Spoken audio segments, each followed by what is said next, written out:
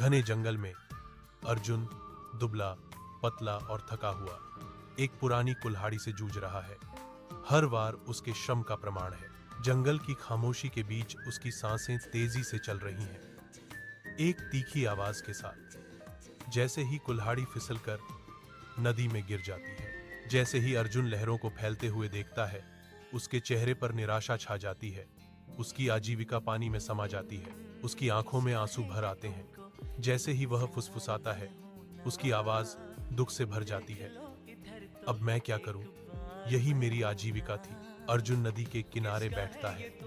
उसके कंधे निराशा में झुके हुए हैं। उसकी निगाहें बहते पानी पर टिकी हुई हैं, जो उसकी हताशा को दर्शाता है। अचानक नदी से एक शानदार रोशनी निकलती है और एक शांत, शक्तिशाली देवता प्रकट होता है, जो हवा को शांत कर देता है। देवता की आंखें करुणा से भरी हुई अर्जुन से मिलती हैं, जैसे एक कोमल आभा उनकी चमत्कारी उपस्थिति को घेर लेती है। तुम क्यों रोते हो बच्चे?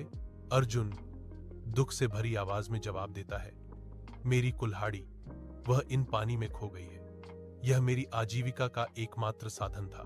देवता नदी में उतरते हैं, फिर एक चमकती सुनहरी कुल्हाड़ी लेकर फिर से निकलते हैं। क्या यह तुम्हारी कुल्हाड़ी है? अर्जुन अपना सिर हिलाता है। उसकी ईमानदारी चमक उठती है। नहीं, मेरी कुल्हाड़ी लोहे की बनी थी। देवता एक परोपकारी मुस्कान के साथ तीसरी बार नदी में उतरते हैं। पानी उनके लिए अलग हो जाता है। गहराई से उभरते हुए देवता ने एक पुरानी, जंग लगी लोहे की कुल्हाड़ी पकड़ रखी है, जिसकी सुस्त सतह चमकते पानी के बिल्कुल विपरीत है।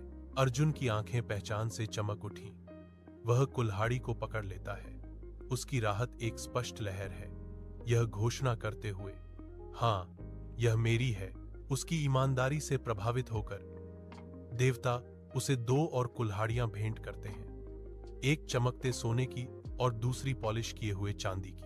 अर्जुन बहुमूल्य उपहार स्वीकार करता है। खुशी और राहत के आंसू उसकी आंखों में भर आते हैं और वह शानदार देवता के सामने गहरे झुकता है। हल्के कदमों और कृतज्ञता से भरे दिल के साथ अर्जुन तीनों कुल्हाड़ियों को लेकर चमकीले दिन में चला जाता है।